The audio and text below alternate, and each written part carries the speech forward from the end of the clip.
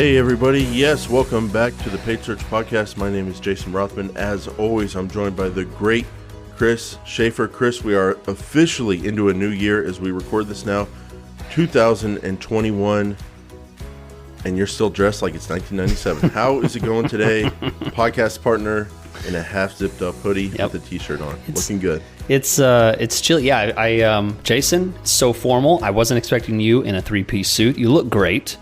Look very nice, even with your Rothman PPC logo on it too. I wasn't. We're making our own suits. Yeah, that's awesome. That's what they do when they're successful. They make their own suits. Suits with their own name on it. Yeah, and I'm just little old me with my hoodie and cheap T-shirt underneath it. Just trying to struggle my way through. But glad to be here. When you put that hoodie Happy on, New Year. Be honest. Be honest. Thank you. Happy New Year. When you put that hoodie on, be honest. Mm-hmm. Your chest and your shoulders and your arms are looking, and your traps and your neck is just looking massive today. Massive. Massive. So to just truly be honest, when you put that hoodie on, does it just slide on and you're like, you don't think about it? Or do you actually think about, wow, it's kind of hard for me to get a hoodie on with all these muscles?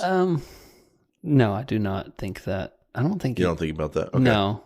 You're just used to it. Yeah. I mean, I buy my shirts with extra shoulder room, so I don't have to think about it. Well, your physique today is just stunning. It is just absolutely stunning. I did a lot of muscle ups. You look like the definition today of health. Yeah. Yeah. So congratulations. Thank you. So Chris, 2021, we're actually into the new year now. Last week we were kind of faking it, and we couldn't fake it that long. So into the new year, we'll talk about this in Patreon a little bit, business-wise, but I think both of our spirits and attitudes are just different. Yes. And it has to do with the new year. I think both of us, after getting through the last year, have just reevaluated our lives and businesses and everything. And so that was fun to talk to you a little bit about before the show, and we'll get maybe a little into that in Patreon. And we also have and also to tease as well, we had Chad from Nashville send in a question that I found really interesting. We've never gotten a question like that before, and I immediately pulled it from the string of questions and put it into Patreon. So hopefully, Chad is a patron, and if not, it's $2 to join. Pretty cheap. So you guys jump in there. We're going to talk about Chad's question and maybe a little bit more. So go ahead. Sorry to interrupt. Yeah, that's okay. I'm looking forward to that. And then on today's episode, we're going to be talking about some advanced strategies to get more traffic with Google Ads. I guess it depends on how you look at it. Sometimes it's truly sometimes not a problem, but everyone makes it a problem. You're running a great account, getting great performance, but you don't just stay where you are in this world. You have to be growing. That's kind of what it is with business. You have to grow. And so what I hear from clients all the time is, okay, yeah, you're getting us a better CPA than anybody's ever gotten us in history. We don't care. Do better. Get us more traffic. Now that we have a good cost per converter, that search impression share is 99%. What about that other 1%? Find them. And so growing, Chris, and getting more traffic and figuring out how to do that in a way that's going to also protect your strong results is something I'm always thinking about, because it's something I run into all the time. So I'm excited to get into that episode with you. But first, we are going to talk about Optio, and I'll let you take it from here, and then we'll jump into the episode. Optio is an online software designed for you to get more done in Google Ads. When I say you, I'm talking to everyone, whether you manage your campaign yourself, whether you are a freelancer like Jason and I who manage accounts for other people, you're an agency where you have employees that manage accounts for lots of clients. This software is designed for all of those people. You can go about your daily tasks, no matter how much you know about Google Ads. It's designed for your knowledge level. And here's what I like about it. It doesn't just suggest things that you do. It says, click here to make your campaign better. That doesn't exist. And the reason it doesn't exist is because that's a bad idea. You want to make informed decisions about your information, and they present it to you in a logical way, prioritizing the changes that need to be done first, second, third, so you can go through, and when you're done, you've done it faster and you've done a more efficient job than you would have on your own. Optio is offering a 8-week free trial for those of you who haven't tried it. And I'll tell you at this point, they've been a sponsor for a long time. If you haven't tried it, you're in the minority here, because many of our listeners have tried it and then stuck with it because they realize it's worth the price. So if you haven't tried it, I'm telling you, it's worth it. 8 weeks for free. You sign up, connect your accounts, and if you don't like it, disconnect it at the end. There's really nothing to lose. It lets you get through a couple payment cycles if you're a freelancer or an agency. They have a lot of tools available to you, and it's it's not a one-stop click and you're done. Remember, it's about getting things done the smart way, and that's what we're about on the show here. That's why we like them. They approach it in a smart way, educated way. They don't dumb it down for you. Try it out for free at opteo.com/PSP2. That's the number 2. And use the chat box at the bottom right. Tell them you heard about it here, and you'll get an 8-week free trial, which is more than everybody else. Thanks, Chris. I thought of another thing I want to talk to you about on Patreon about traffic, and we'll call it holidays and how that affects traffic and also news events. I have a question for you, okay? Because it's something I'm dealing with low traffic in real time. So, Chris, how to get more traffic with Google Ads? A lot of our episodes fall into a problem and then solutions for that problem. Would you say this episode falls into that bucket, or is it something different? Yeah. I mean, this comes about for one specific reason. I hear people say this, and I used to hate this term because I didn't understand what it meant and what they meant by it, but they would say, I want to scale. I've got my campaign to this point, but I want to scale my campaign. And what they basically mean by that is they want to grow it. What they mean by grow is they need more traffic. They need to get and reach further, right? So to take it from this marketing lingo that always drives me crazy. I hate this in the circle, inside baseball type of lingo. Basically, if your goal is to try and get more of the good stuff that you're getting now, then this is what we're going to talk about today. I'm going to talk about 4 different things that are roadblocks that keep you from getting more. And the important part is this. These roadblocks are not obvious. They're hidden. It's like opening a hidden door, and there behind that door is a whole lot of potential that you didn't even know was there. So these aren't things that are going to stand out to you. That's why we're going to talk about them, because I see so many people make these mistakes when I do consulting and training with people. So get more traffic with Google Ads, kind of day one beginner stuff. Find more keywords that people are searching for your topic. Look at your search impression share loss due to ad rank and raise your bids. Are you saying these are not those basic kind of like first thoughts about, okay, I need more traffic. These are the first things I would do, the basics. These are beyond that? Yeah, good point. Yeah, I mean, you can see the list right there in front of you. What's not on there? Increased bids. That's not on there, right? Like increased budget. That's not on there. You know what? I mean, if you go and you hear a podcast or a YouTube video where they're like, just increase your bids or budget. That's the easy answer. I'm not going for the easy answers here. I'm talking about things that can avoid that. Like with the last thing I want to tell my clients is, well, you just need to spend more money. Well, we need to up your bids and spend more money. No, that's always the last answer. Once you reach a successful point, you want to grow it. You want to increase more of that good stuff. So that's the goal. We're going to talk about it. I like that. So these you could almost call them advanced ways.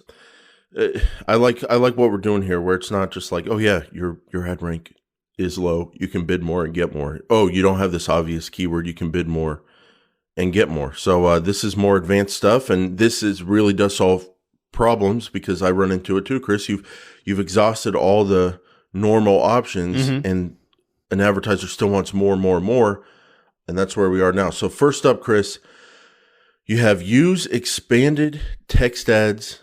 Okay, I do that. And responsive search ads. I'm recoiling into a little ball, and I'm getting very upset because I like control. I like my expanded text ads that I grew up on. Why do I have to use responsive? I know. What's going on there? And this is something that is very new for me. We do our super patron video chats, and during one of those super patron video chats, we discussed how responsive search ads can make a difference in the throttling.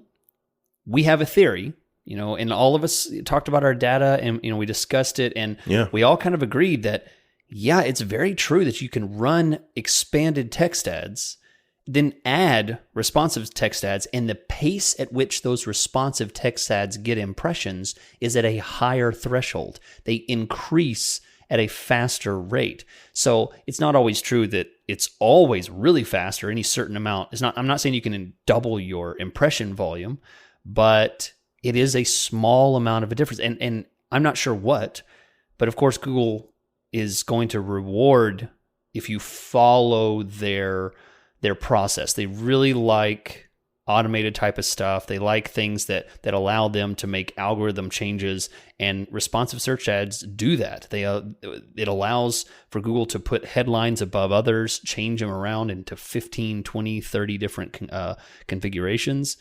And I found that having a responsive search ad can be an effective way of increasing your impressions, which then increases your traffic. Wow. So you've literally not touched your bids. You're running expanded text ads. You didn't change your keyword match type settings or anything. All you did was add on some responsive search ads, one or two, into an ad group, and then you're telling me that ad group gets more impressions and clicks. Yes, to varying degrees, but yes, sometimes small amounts, but yes. Okay. Now I was on our super patron call. Because I run the call. Yes. And so I know everyone was, or a lot of people were saying they've experienced this too. So I asked this in a respectful way, knowing that other people are saying this as well. But do you know how ridiculous that sounds? Yes. Do you? Yeah. Okay. Yeah. Because you're telling me you're not touching bids, you're not touching keywords, match types, or anything, settings. Back in the day, we used to understand Google Ads as, okay, what determines how often you show up and impressions and all that? Well, it depends on how much people are searching for keywords and how much you're bidding on them. That's all related to keywords, what ads you're running, what the population is there, or what area your ads run in, what the population is there. That's setting stuff. We never heard about like, oh yeah, you'll get a lot more, or to some extent, more impressions if you just have a different ad type. Mm-hmm. Okay. But you're saying that's a real thing. I've heard other people say that's a real thing. Mm-hmm.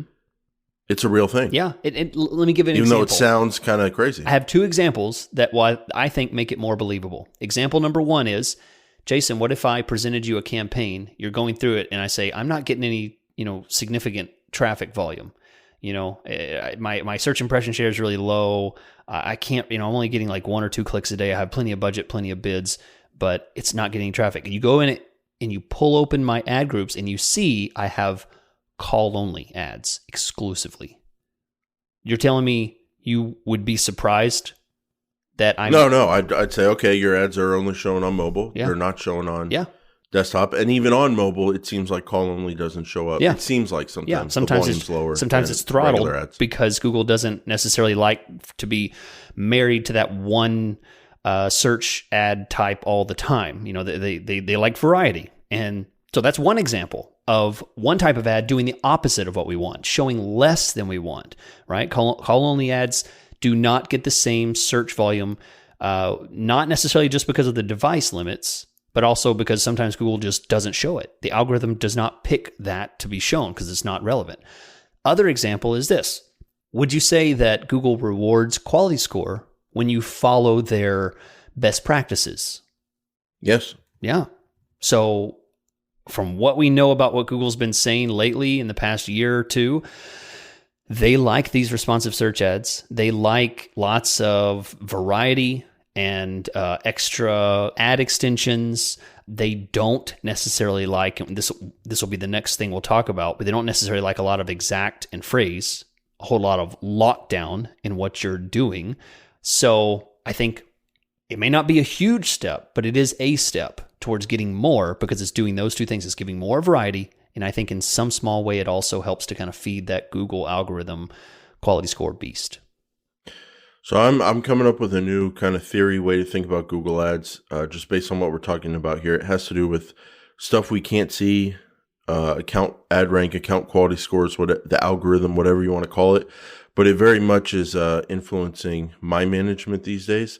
And I'm going to talk about that in there after we kind of run through some thoughts about it. But I guess generally what I want to convey now is like the stuff we're getting into. It's not like, okay, here's some documentation. What is an expanded ad? What's a call only ad? Let's explain that on the podcast and people will know their ad types. We're talking about management that is so advanced that we're talking about stuff you cannot see, cannot get access to. Yep. Making your decisions based on how you think your decisions will affect something that you will not get any direct feedback on other than how's my account doing overall. And that is consuming a massive amount of our thinking about Google Ads, this mysterious black box thing that's floating up there that's rewarding our account or not. Yeah. And so we need to talk more about that because that's a good point. Something that's really happening. But that responsive search ad thing falls into this. They want responsive search ads. They want it for whatever reason. Maybe it's more ad copy. Maybe it's more stuff to test and recommend or something, but they want it. And it seems like from hearing from you and other super patrons that when you give it to them, they reward you with more impressions, and more impressions leads to more traffic. So, Chris, anything else on responsive search ads? Just is it add 1 or 2 to every ad group? Is it just add 1? What's your kind of standard? I add 1, but I try and add as many headlines as I can. As many variations of the headlines as I can because. There's nowadays there's that little spinning wheel that will show you once you reach a higher level of optimization. So I try and add as much as I can. 1 is enough for me. And let's say my question is how many ad groups would you do this on a campaign? If you're out there scagging and you got 200 ad groups, well, you're beyond our help. Yeah. We can't help you. Nope. But let's say you're doing a themed campaign, maybe 5 ad groups, maybe 15, maybe 20. Are you doing a responsive ad in all 20? Are you just looking at your high impression ad groups and doing kind of like an 80-20 analysis? Let me just make an impact where I'm getting most of my impressions. What's your standard? How many ad groups would you do this to? Usually I start with the higher volume stuff. I begin there, and then just to limit how much I have to remember and check. Sometimes it's overwhelming to add it to a whole bunch at once. But usually I'll start with 1. Whichever my big couple of ad groups are. Add that, see how it works. Make sure there's not a huge CTR drop with those new ad types. But yeah, that's my process. Okay, now jumping into our next advanced tip to get more, or advanced method to get more traffic with Google Ads.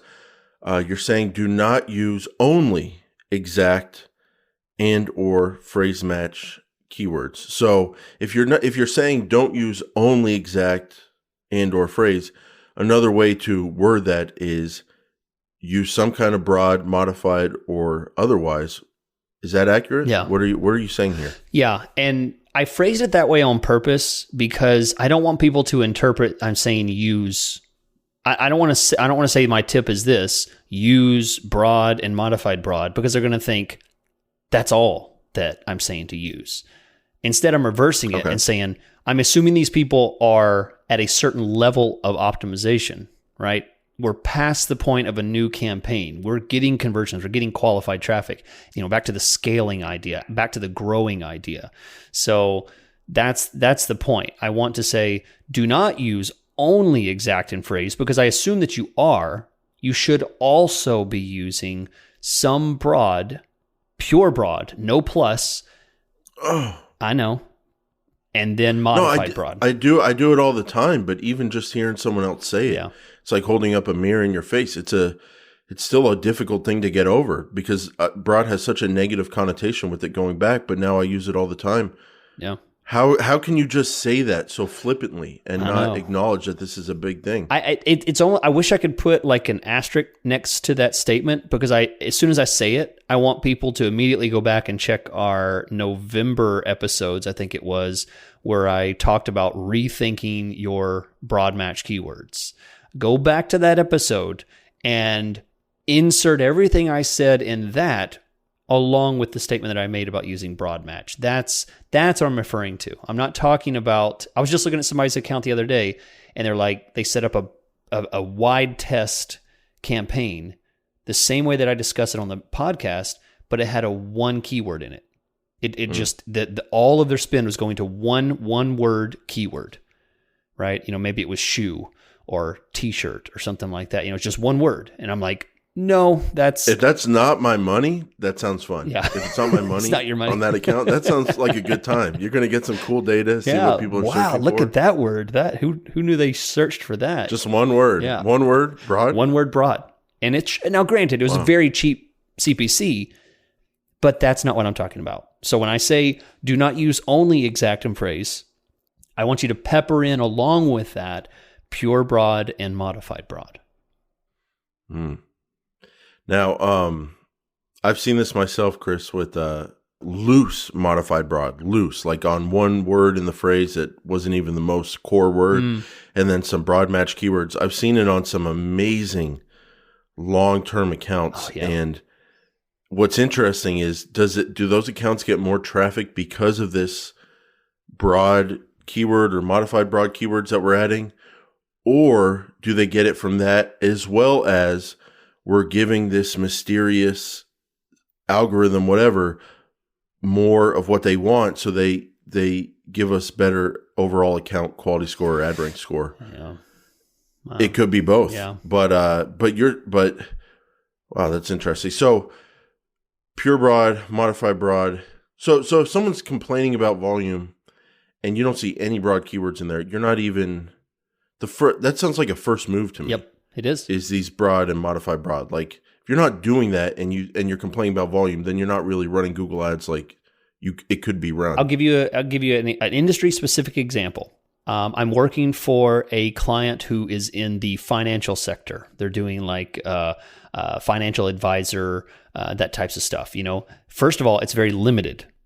There's only a few people that are going to be seriously searching for that. And I'm not talking about the crap searches like best stocks to buy now. That's not investment. Those people don't want those kind of clicks. I'm talking about people who want to hire and work with a financial company, something like that. So those searches are limited from actual qualified searchers.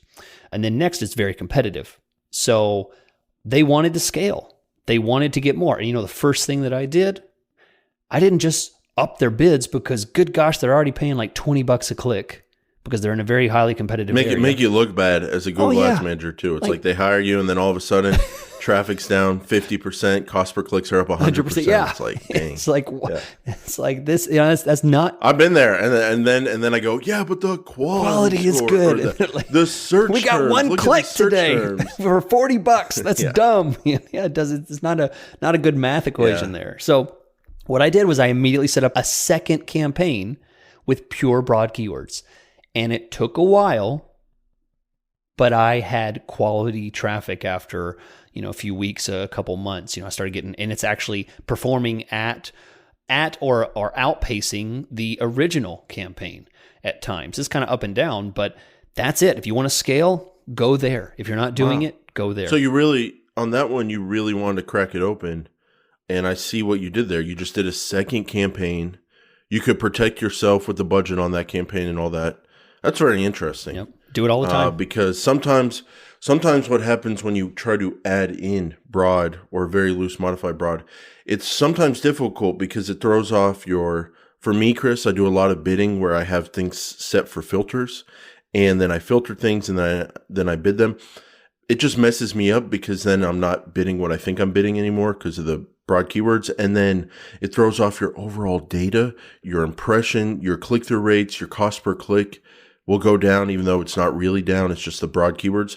So I kind of like this idea now that we're talking about it of if you really want to try some aggressive broad keywords, put it in its own campaign and just let that kind of be the experiment campaign, get search term data and see how it does. Now, when you did that, how did it work out? Like, let me ask you this. Did you have any temptation to go, what? My pure broad or broad loose modified campaign's working better? Should I just run that one? Did anything like that happen? Absolutely. Anything crazy? I was personally insulted by the success of that pure broad campaign for a time. Initially, it blew up and did really well. In like the first month, it brought in the same number of conversions and had a little bit better cost per conversion. And I was insulted by it. I was so mad, I was like, I work all this time and then I throw a bunch of stupid broad keywords in and they do better. But here's the thing, it was not consistent. It's up and down. Sometimes it's crap. Sometimes it's good. It's not consistent because the quality of traffic is inconsistent. That's the difference. That's such a you just don't get it if you don't get it kind of thing. It's a non-intuitive thing because it happens to me with automated bids. You have a great couple weeks, pure broad keyword campaign. You have a great couple weeks, but the amount of searches that are out there is so massive. If you're doing financial services, advice, whatever, pure broad keywords, you can have a good couple weeks, but those couple weeks is not statistically significant to represent what these kind of keywords would do over the course of a year. Yeah. Oh yeah. And so I think that's a good thing to keep in mind with any pure broad keywords. It's like, yeah, they can have really, really good weeks. They can have really, really bad weeks. Same for months, but you got to look at the overall kind of average there. So you add those in, and then stop targeting only very small geographic areas. Let me qualify this. What I don't think you mean is, grow your location area, because that would be an obvious non-advanced step. Kind of break down what you mean here in terms of like targeting areas the wrong way with too small settings. Is that the right way to think about it? Yeah, definitely. So again, this comes from sessions where I'm, doing consulting with someone, we're sharing the screen and I'm looking through their account together, we're working through it together, and I see this as a chronic issue. People overmanage. So Chris, we're gonna run a campaign for Texas for financial services, and we're going to instead of just doing the state of Texas or the metros or the big cities, radiuses, we had our old Google Ads manager, smart guy, we fired him at some point, so I guess not that smart. That's why we're talking to you. Right. But smart guy, and paid him a lot of money. Go ahead. I think I'm making the example. Okay, so you're exact. I knew where you were going because you've heard me gripe about this before. It's chronic. Well, I've experienced it myself in terms of performance. And another example is people go in Google, what are the top income earning zip codes in Texas, in the United States, whatever, and they'll send me this spreadsheet of 3,000 zip codes, and they're like, we want to advertise in these. I know that's really tempting, and I know that you think that that's going to be a good way to make sure that your high dollar product, your high dollar service, you're only interested in advertising to rich people or something like that. It's a bad idea. Okay, I'm not going to go into all the reasons why, but do this. I love experiments. If you listen to the show at all, or you're in our Patreon group, I talk about experiments all the time.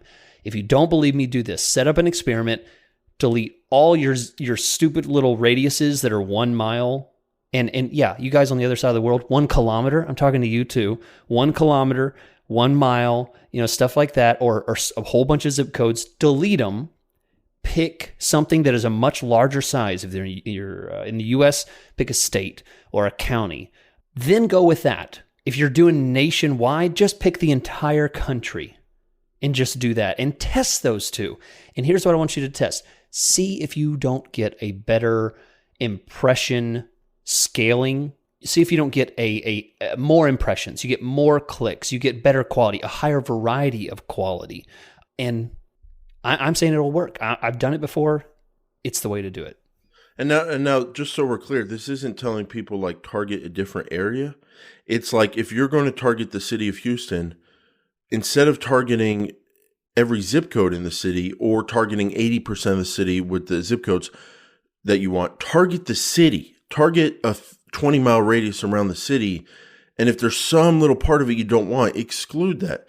But, or for example, a larger area, if you're going to target the state of Texas, don't target like tons and tons of different cities. Target Texas. Exactly. And see how that performs. So, or even counties. Yeah. Target a bunch of counties. If you want to say, well, I want to break it up, then fine, do DMA areas. I don't know if you ever use the DMA stuff, but the DMA areas break Texas into like 8 different sections, maybe 10 different sections. Use DMA stuff if you want to, break it into sections. Are you trying to flex? Oh, yeah. That Texas has 8 DMAs right now? Oh, yeah. How many do you have, Jason? You guys have like 1, 2, maybe? I think we have it's like 2, Tulsa, Oklahoma City, and then Oklahoma, I think one might get picked up somewhere else. But Hey, as I said a few weeks ago, man, Texas is awesome. Oh, yeah. You guys enjoy that. So, Chris, I'm hammering this because I really think I don't want people to get the impression that, at least for me, I'm not saying target different areas. I'm just saying, like what you're saying, whatever area you target, if you can cause the system to not perform as optimally as it could, if you're too tight with your settings. Yep, that's it. So for me, even to go on a very small example, because not everyone's targeting a whole state, not everyone's wants to target the whole metro of Houston. You could have an orthodontist that just wants a part of town. Instead of just targeting zip codes around the part of town you want, plant the radius thing down and put a 5-mile thing around it. Yeah. To me, that's a little bit bigger than the zip codes inside of there. And then I have found that it opens the system up a little more. I don't know the technology behind the cell phones and the towers and by the way, the advanced settings, someone in the location, someone interested in the location, all that kind of stuff. I just know that if I target the same area, but I try to lean towards a more open way of targeting it, the system performs better and it performs better in this sense. It gets me more volume. That's always kind of what I've experienced. And let me ask you this. Is there any downside to going, well, I do want to target all the state of Texas, but I also want to know how these cities are doing as well. Yeah. So I'm going to target all the counties in Texas, but I'm going to layer on radiuses around these cities, just as Google has them. Mm-hmm. Or I'm going to target part of Houston with a radius, but also I'm going to fill that radius up and layer on zip codes. Is there any downside to doing that, or is it just a get more data strategy? I like that. I absolutely think that layering is fine. I prefer creating layers. I don't like creating lots of layers using the smallest segment. So if you have zip codes, postal codes, I don't suggest if you have zip codes and then neighborhoods on top of zip codes, that's layering, but it's not the idea. Anything. No, it's still too small. Here's the imagery I would lay out. We talked about in the previous section, we talked about using the exact and phrase. I'm going to apply the same imagery to this. I'm going to suggest you have cities, maybe a radius, but then you also create a very broad, wider scope in the way that we suggested using pure broad match. That's a county level. Take it a little bit further than you think it should be taken. I think that is a good way to approach it. If you say, well, we only do this city, I understand that, but also you might want to target a mile out from that city or 2 miles out from that city in a radius. Always take it a little bit further, because I think the same rule applies to what we talked about for keywords, where you need to have some broads and some exact and phrase. I think you need to have some city focus, some county focus, and radius focus, maybe some statewide focus. I mean, it needs to be a variety. And this isn't like just for performance reasons. Like, yes, the wider you go, the lower your cost per click could be, the more clicks you could get because you're showing up on more auctions. It's also kind of this theme we've been talking about, playing the game a little bit with Google, like just playing along a little bit, giving them what they want a little bit. And when you do that, you might get a couple clicks from just outside your area that aren't the best traffic for you. Big deal. But you might show up higher and more often on auctions inside your target area because you have this overall algorithm account quality score thing working in your favor because you're playing the game a little bit with them and you're a good kind of partner. And an example is TV ads, Chris. You can't walk into wherever someone buys TV ads and say, oh, I only want these 5 houses on this block. Yeah. Like they have big options. So you have to go with what they offer.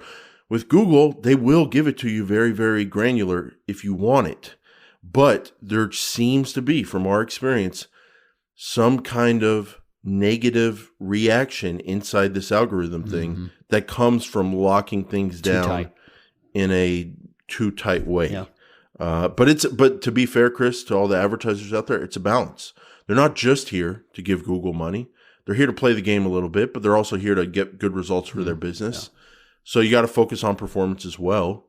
But like you're saying, just a little bit further than you're comfortable with when it comes to keywords, when it comes to settings, when it comes to locations. That's maybe a good way to kind of think about these things these days. Not what we were saying in 2017, 2018, but it seems like things have changed. Yep. And so we're reacting to those changes. Let me tell you guys how to deal with change. Optio is the tool to do it with. Optio, opteo.com/PSP2 to get an 8-week free trial to try the tool yourself. They have graphs, charts, colors, little buttons all over the place. You're going to like it because if you're in Google Ads and you like working in it, this is more of that with more options, more data, more information, and it's great to be able to see things in a different light, to get a second opinion. And this tool is basically the cheapest way for you to get a second opinion, to reorganize your data in a way that can be more easily consumed. So optio.com/PSP2 for an 8-week free trial. Okay, Chris, the final advanced way to get more traffic with Google Ads is don't exclude based solely on demographics. Blocking demographics. What's going on here? Again, this comes from a chronic issue that I see people do with overmanagement. They make decisions based on a person's zip code. Then they start getting big-headed and thinking, oh, I know exactly who my client is. It's a woman that is 35 years old, lives in this zip code, and makes this certain income and all. Hang on. There's a lot of things that you assume there that, come on, this is 2021. We don't assume things at all anymore. So you do not want to make decisions based on who your client is due to demographics. So I see people blocking entire genders, blocking entire age groups, and blocking income percentages. And if you want to scale, let me say it this way. Use your keyword. Use the search intent to control the quality of your traffic, not your demographics, not your little finite little zip codes. Use the search intent. Look at the search terms. Consider the level of the funnel that you're targeting. Consider your ad copy. Who are you attracting? Are you saying get a free quote?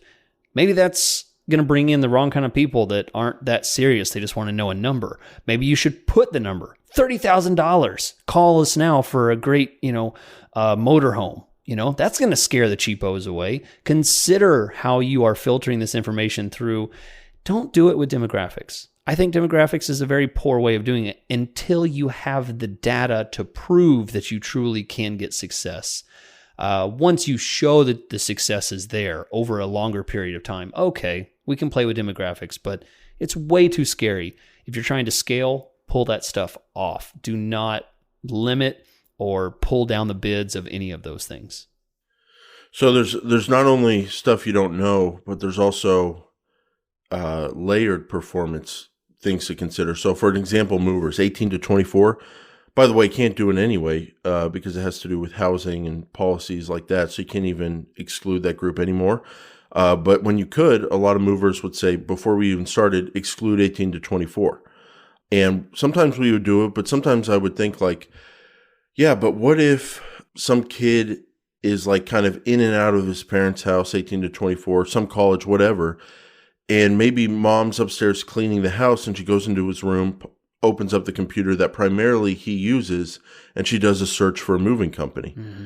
You're going to miss out on potentially an awesome move. So there's those things you just don't know about until you start getting data. The other thing to consider, Chris, is sometimes worse demographics, like say you're a financial services company, a worse demographic for you might be lower income because they have less money to invest, blah, blah, blah. Yeah. But there's things you got to consider with Google Ads.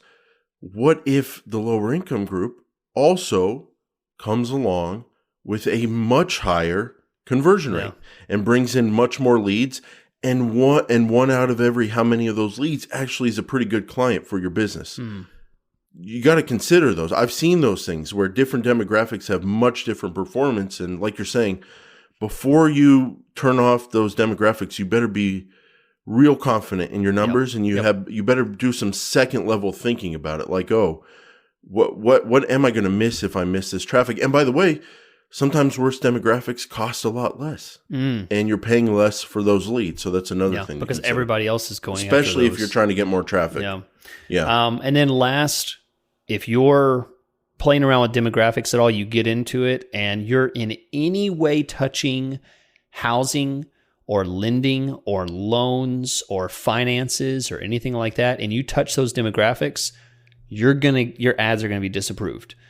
That's a big deal. It happens all the time. I had 2 clients get like all their ads just shut off because as soon as you start playing with any of that, Google's new housing policy, it has to do with excluding certain genders, age groups, or income levels from seeing ads based solely on those demographics. They will turn your ads off and disapprove your ads because of that. So if you're in any way connected to that, you can find that your ads are completely shut off. So there's an easy scale issue. If you're not getting any traffic or you find that you can't run ads in one campaign, check those demographics because that is a 2020 change to the policy that I've found was locked down tight starting late 2020. They finally started implementing it in a much more secure way. So that's a big deal for many people. And a lot of our lack of a lot of our lack of enthusiasm. Sometimes you just got to calm down, Chris. Our lack of enthusiasm about demographics comes from our background as primarily search advertisers. If someone's searching for what you sell, there's a reason. Yeah. And most likely it's because they're going to be, that they could be a good customer. So how do you think about this idea? What do you think about this idea, Chris? The way everyone is naturally inclined to think about demographics and cutting and all that kind of stuff, why don't you use that energy over in the audience section? Mm-hmm. Because I was thinking about, like, when do you really actually want to cut traffic? And I was thinking about young people looking for jobs and all that kind of stuff. The job thing is a thing that can mess up a search campaign a lot. People looking for jobs in an industry, not looking to become a customer of the industry. Well, where is that energy better able to cut? Audiences. And so whatever energy you have around demographics, take it easy. Go over to the audiences page, get all that energy out there, leave it on observation, gather some data, and then do some targeting. Yeah, that's a good point. Yeah. All right. Well, guys, we're all right, Chris. Well, about to jump good in. episode. I'm going to need you to go eat some blueberries, go get some yogurt, whatever you got to do. Oh, okay. I need you to Goldfish. refuel. Goldfish. Get some cows. Yeah. And we're going to have a very exciting Patreon that starts right now.